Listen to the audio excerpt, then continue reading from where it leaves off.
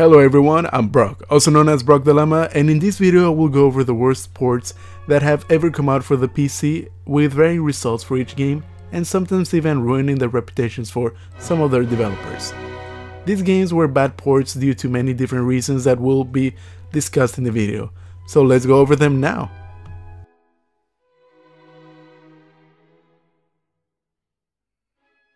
Although this is definitely not the worst port on this list, it's still not the best either for several reasons.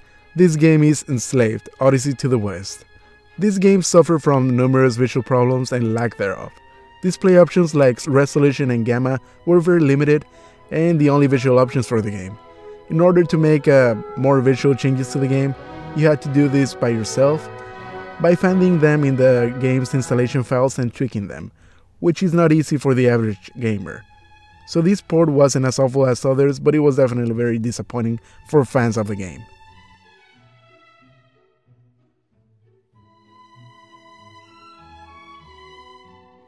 Spider-Man 2 has become a very famous meme in the gaming community all over the internet due to this specific version of the game.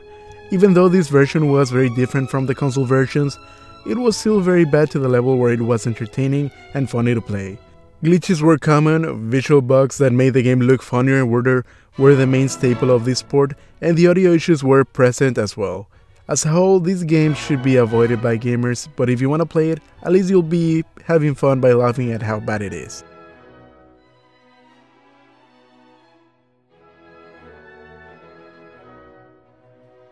This version of the game suffered from criticism by both fans and critics due to several problems and lack of options. This game is Star Wars: The Force Unleashed, and it shows what a poor port of a console version it is. Some of the problems that it consisted of are resolution issues, a bad control scheme for keyboard and mouse, as well as audio problems.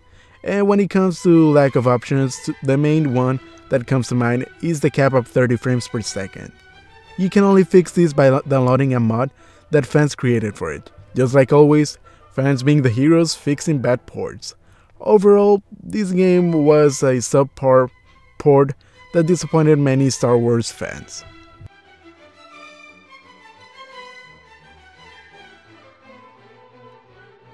The main staple of this game's bad port are the controls, with zero support for mouse aiming, and the keyboard controls were a hassle to decipher and even put to use. If you don't know what game it is by now, then I'll tell you. It's the first port of Resident Evil 4. Besides the terrible controls, visual options were also very limited, and PC players were forced to tweak the game in order to make it look and control better. Fortunately, sometime later an HD version of the game came out for PC, and is much improved and is actually a decent port for PC players to enjoy.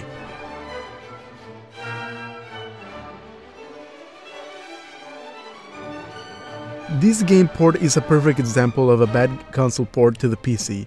This game is Saints Row 2, and it was converted by a CD Projekt team, believe it or not.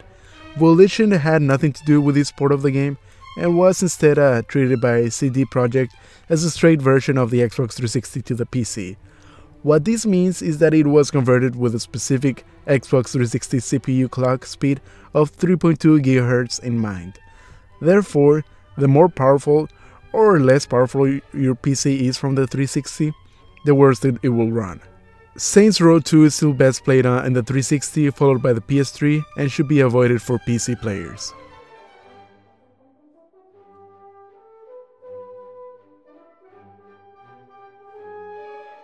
With the latest game in this series, High Voltage Software released a not so good port of Mortal Kombat X for the PC. Some of the worst parts of this port consisted of low frame rates, even with powerful PCs, corrupted save files, and problems while playing online. These are only some of the most notable problems with the port that disappointed many fans. At some point, many thought that the game was abandoned due to a lack of support and DLC not being able to be provided to the PC version. But as months passed, the game was eventually fixed and the DLC made its way to this version.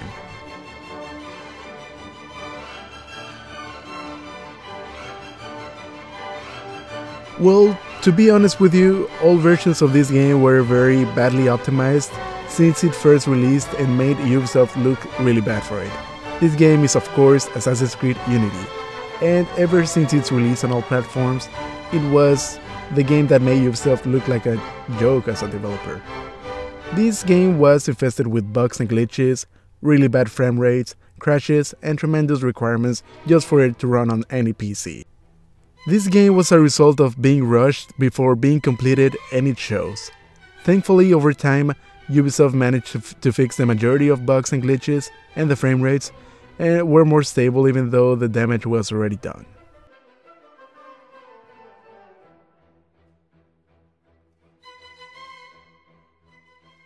Who hasn't suffered from terrible headaches induced by this game's problems on the PC? Rockstar Games' port of Grand Theft Auto 4 was a very underwhelming and unoptimized, if there's the right word for it, piece of software that has ever come out on the GTA franchise. Some of the major problems that it consisted of were lack of recognition for a controller, problems with the social club, missing textures, and let's not forget about that awful Games for Windows live service that prevented many from playing the game, myself included. Fans in the community tried to fix some of these problems, but it still is not optimized well enough to run on many PCs.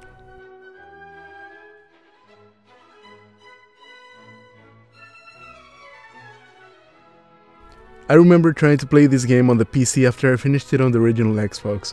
While the console versions of this game were exceptional, the PC port was just awful. Some of the biggest problems that I encountered while trying to play this game were missing textures, low frame rates, and incompatibility problems in abundance. I only managed to make it run like 3 times until I gave up on it. So if you wanna play this game, I would recommend you to play any console version, including the Wii version, and just avoid the PC port at all costs.